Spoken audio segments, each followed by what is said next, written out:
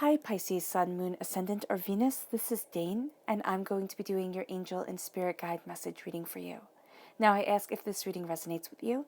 Don't forget to give it a thumbs up and also to subscribe to my channel. So let's dive into this reading. Oh wait, but before we dive in, these readings are coming from a place of love, light, and positivity in order to raise you up instead of bringing you down. Because there's enough in this world right now to make you feel scared, insignificant, small, alone, and just in a very negative, low vibrational place. These readings are to build you up, to empower you, to move you forward, to connect you with your angels and your spirit guides, and to bring power back into your life, or bring power more into your life. So let's start with your spirit guide animal cards. These will be your totem animals for this time. If you see these animals in the wild or you see an image of these animals, this is your angels and your spirit guides tapping you on the shoulder, Pisces, saying, remember this message. So angel and spirit guide message for Pisces. Angel and spirit guide message for Pisces. Angel and spirit guide message for Pisces. Show me clearly, show me clearly, show me clearly.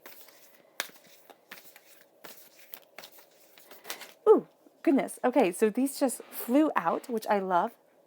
Surrender now with the moth spirit and the horse spirit, which says freedom is yours. So surrender now because freedom is yours. Surrender to freedom. And that's really, really beautiful.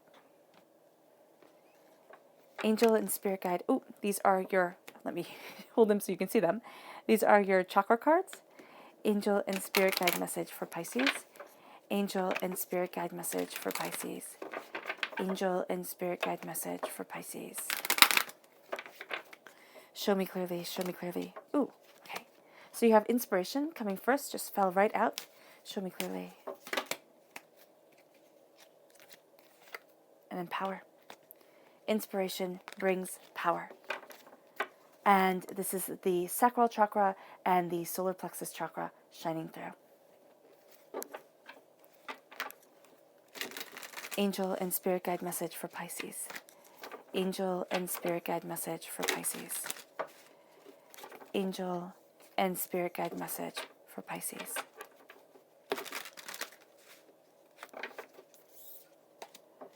Show me clearly, show me clearly, show me clearly, show me clearly.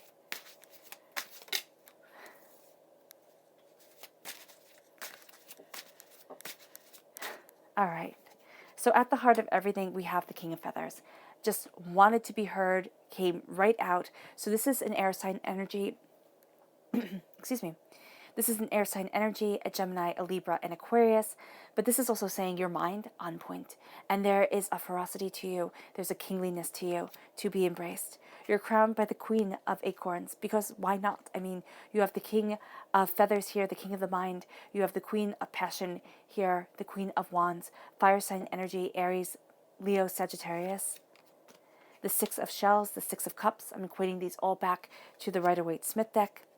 The Five of Crystals, the Four of Shells, the Five of Pentacles, the Four of Cups, the Traveler, the Fool. That's beautiful. And the World. Oh, wow. I love that you have the Traveler and the World. I love the way that they're worded, the way they come together. There's a sense that one day, if not, with the lockdown and quarantining and everything like that, it won't be soon, but there is a sense here very much of traveling the world, of wanting more out of life. Four of Feathers, the Four of Swords, the Temperance card, which is a Sagittarius energy, a time frame of November 23rd to December 21st, and the Page of Acorns, which is the Page of Wands, which is, again, a fire sign energy, an Aries, a Leo, a Sagittarius. You have strong, strong, strong Sagittarian presence within this reading.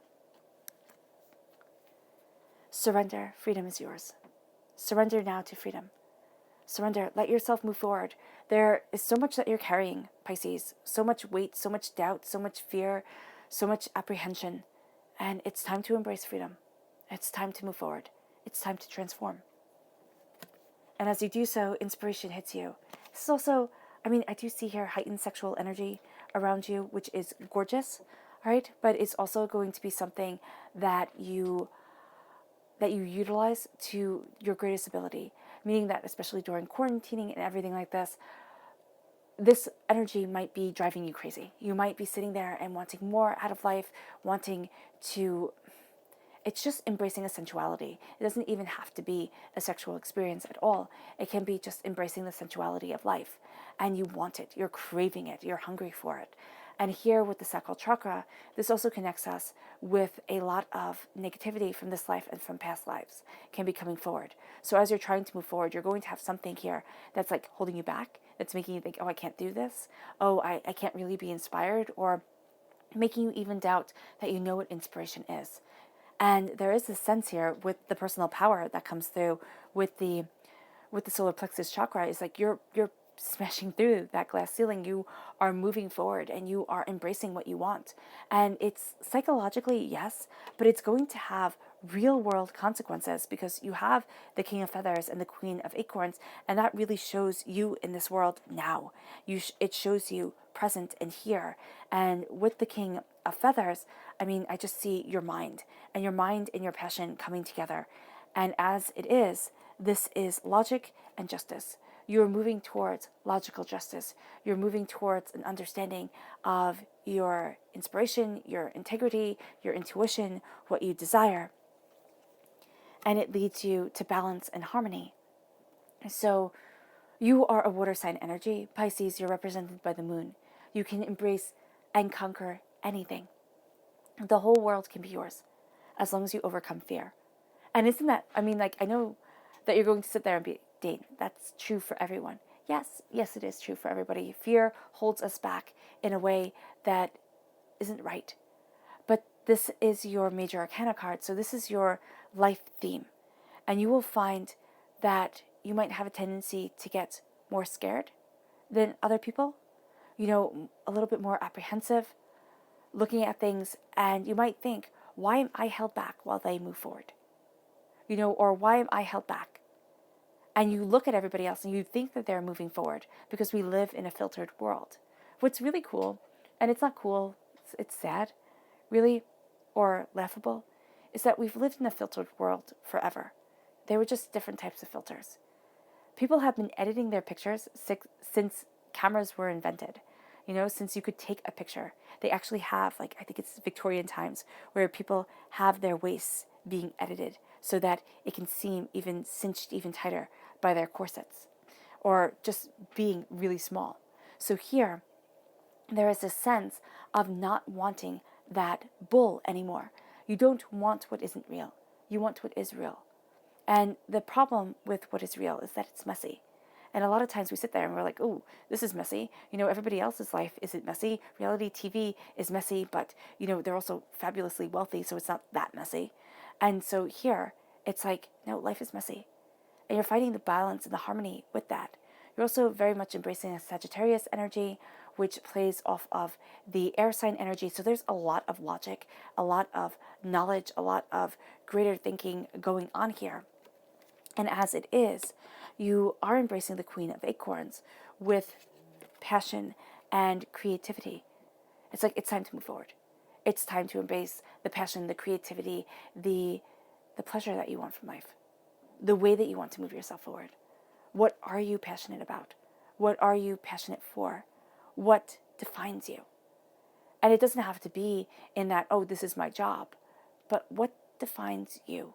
When you think about you, what are the images? What are the words that come up? Because we all define ourselves. And is it your heart? Is it your compassion? Is it your strength? Is it something negative that first comes into your head? And why? And here with the Queen of Acorns, the Queen of Wands, it's like there's magic within you. Why don't you see it? Why aren't you utilizing it? We all have dreams, tremendously powerful dreams. And sometimes those dreams are terrifying because they make up our whole countenance, our whole selves. We are this dream. And if we fail at what we want because we're told we can achieve everything and anything. It's not necessarily true. People do have different advantages than other people, but the passion, the purpose is there. And so here, if you fall, if you stumble, if you, let's say, think that you failed, you haven't. There are lessons that are being learned. There's wisdom that's being gathered. And it leads you to the Four of Feathers. It leads you to knowing that life is a battlefield. It's a war. And at times you need to rest. You need to lay down your head. You need to say, gosh, I'm tired. Here, it's sanctuary and rest. You need a sanctuary. Do you have a sanctuary? Do you have a place where you feel safe? Is that place within you? Is that place external? What makes you feel secure and safe so you can move forward in your passion? When you were a child, did you have that? Was there always a sense of insecurity? A sense of, I'm waiting for the rug to be pulled out from underneath me? Be honest and open with yourself. It can be painful, yes, but there's logic and intuition and passion to you. During this time, it's like you will not be held back, and you will be moving forward. And it leads you to another 4. So you have the repeat of the number 4 here, which is saying you need to take care of yourself. Your home is going to be astoundingly important to you, and also the home of your soul, your body, is astoundingly important to you. Are you treating yourself right? Are you taking care of yourself? Is there too much clutter? Is there too much chaos? What needs to be done? Break it down, step by step, inch by inch. And even if you're just aware of it, even if you're just aware of things that need to be done and that you're procrastinating, that you're putting it off, that's a step in the right direction. Because it's like, okay, but why? And then you can sit there and work out why. Work out what's holding you back. Because here with the 4 of shells, the 4 of cups, you have soul searching and reevaluating. So you're soul searching, you're diving deep, you're looking at things, and you're reevaluating what's important, what you want. Because in the Rider-Waite-Smith deck, this is a person sitting underneath the tree, closed eyes, 3 cups in front of them. They know they're there. I mean, there's the sense of, okay, I have that, meditating on what they have, and divinity is handing them another gift. And they're not seeing it. Is it that you're not seeing what you have? Is it that you feel stuck and overwhelmed, and that's keeping you from getting the gifts that you truly want? The crane represents luck. Luck is on your side. There's a brilliance to you. And with the page of acorns, which is discovery and enthusiasm, there can be a fire sign energy in Aries, Leo, and Sagittarius that helps you embrace this, that helps you move forward, in good or in bad, meaning that this person can be a positive influence in your life or a person that you sit there and say, not them. I do not want to be like them. They annoy me. I am moving forward.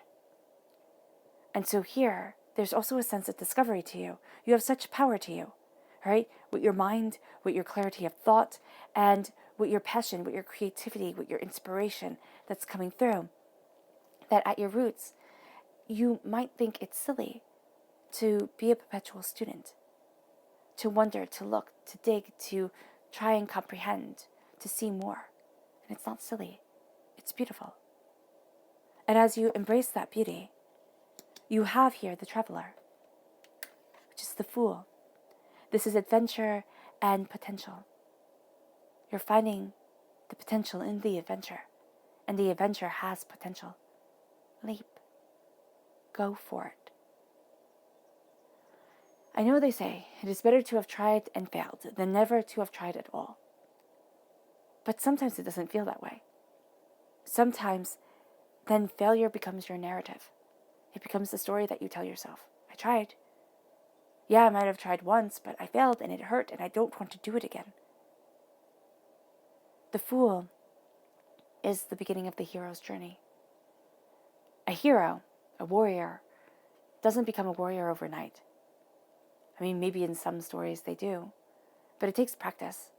It takes getting your butt kicked. It takes pain and hurt and broken bones and feeling like nothing, and seeing everybody as being stronger and better than you, until you've mastered it, until you've learned it, and you move forward. And the heroes that I'm thinking of are mythological heroes. And those heroes of mythology and of folk tales, they have a blessing to them, usually, a gift graced upon them, which it makes it easier, right? To say, oh, well, that's why they succeeded. But you have a blessing placed upon you. You have a beauty that is a part of you. You have a God's head within you. You have divinity sparkling all about you. It's time to see it. It is. It's time to see it. And it's time to embrace your journey. And to say, okay, I might be afraid. But what are you more afraid of? Of trying and failing and trying again. Of reevaluating and re-looking at things and saying, okay, if I can't get through the door, I'll go through the window. And if I can't get through the window, I'm going to dig a tunnel and come up underground. I will not be held back. Are you afraid of that? Or are you afraid of never living your dreams? Of never being what you wanted to be? The fool is powerful. The fool, we sit there and we go, oh, what a fool. What an idiot. But the fool is the person who can say the truth. In court, in medieval times, in ancient times, the fool could say the truth that others couldn't. And people had to laugh, because what, you can't take a joke. It's saying the truth. And it's finding the courage to laugh at the absurd, at the scary, at the beautiful. To let it in. And this brings up a whole bunch of doubts and fears. With the 5 of crystals, this is persistence and new possibilities. Right? That's what it says. In the Rider-Waite-Smith deck, it's that poor person in the snow looking at prosperity, huddled together with another person who's limping on crutches, passing a place of wealth and not being a part of it. So your fool's journey isn't just like, oh, take the leap, it's going to be great. It's take the leap even though you're terrified of looking at wealth in the financial sense, or what you value as much as money, and thinking, am I always going to be the outsider looking in? When is the shoe going to drop? When am I going to fail again? When am I going to be in that place of desperation and doubt and fear? Are you perpetuating that narrative within your head? Are you looking at it and saying, not me, not now, not ever again? Have you decided never to be poor again? That's a huge thing. That's a huge thing. Never to be afraid of how to pay the bills. Never to worry about the roof over your head being taken away. To give yourself something better. Is that what you've decided? Have you decided never to be poor of spirit? Never to feel like prosperity and joy and laughter and happiness is something for somebody else but not you? That's huge. It's scary. The 5 of Pentacles says it's time, though. It's time to embrace wealth. That leads you to balance and discovery and enthusiasm. That leads you to being a student. Like, how the heck am I going to do this, right? What are my talents? Do you see yourself as talentless? Oh my gosh. I used to see myself as talentless all the time. When I was younger, I used to look at the world and say, everybody has a talent. Everybody has a purpose. And I was just the leftover bits. It's devastating. Look at yourself with your endless potential. And don't be cruel to you. Don't be. Because you're moving to fulfillment and celebration, to the world being open to you, and all the chains, all the disappointments, all the hurts, all the fears. They don't fall away. We carry our insecurities with us. But it's no longer being Sisyphus. Sisyphus had to push, it was damned for all eternity, right? He had to push a boulder up a hill and watch it roll back down. And that's what he had to do. A meaningless, menial, hard task that never got him anywhere. Is that life? No. The world opens. Passion opens. Beauty opens. Love opens.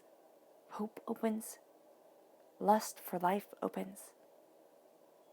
For beauty within your life.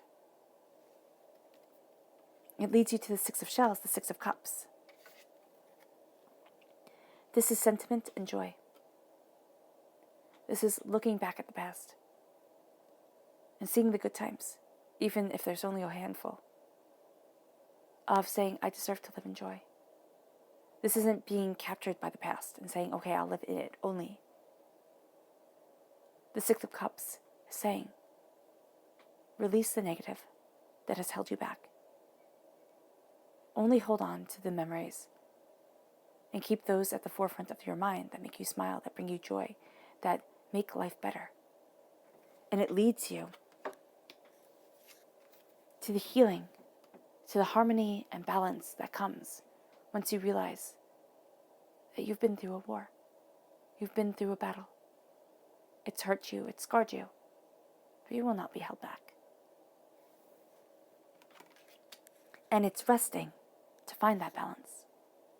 It's not stopping, it's not hiding. It's still doing, but it's saying, I need to find that balance. And I need that balance. Your subconscious message is the Tower. That makes perfect sense. The Tower is release and reevaluation. You're releasing what cannot be. You're reevaluating the situation. Everything has fallen apart. It's like Humpty Dumpty. You know what's so funny about Humpty Dumpty is that they never said he was an egg. Humpty Dumpty is life. All the king's horses and all the king's men couldn't put him back together again. You can't be what you once were. No matter how much power, no matter how much wealth you have, you cannot be what you once were. The Tower is that time of change. It's that time when divinity kicks us out of the nest like a mama bird and says, fly. You might fall, yeah, but you might just touch the stars. You might just learn how to skim the wind. The Tower is change. Subconsciously, you know this change is coming, or you've lived through this change, and it's time to leave it behind, and it's time to embrace what divinity has in store for you. Your subconscious chakra message is communication. Throat chakra. Communicate with yourself. Communicate with others. Communication is paramount. And you're going to find that you're picking up on people's subtle everythings. So not only the words that they say, but the faces that they make, what they're emotionally feeling, you pick up on it all. Don't internalize it and make it your fault. Okay? If somebody's having a bad day, if somebody's snippy, take it for what it is. Them having a bad day or being snippy. Because you're going to have a tendency, because you're taking in so much emotion and your ability for communication is so high, you'll have the tendency to jump to conclusions. Be mindful of that. Your subconscious spirit animal message is the lizard spirit, which is my favorite card. And it says here, dream the world into being. Dream the world into being. See the change that you can embrace. It's all changing. And it's following your dreams. Whether they be nightmares or greatest wishes. Be careful of what's in your mind. Be careful of what you're focusing on. But dream the world into being and live your dreams. All right, Pisces. I hope this reading has resonated with you. I wish you nothing but light, love, peace, and happiness. May harmony always be with you. I am sending loving, healing energy to each and every one of you. I love you all, and stay safe.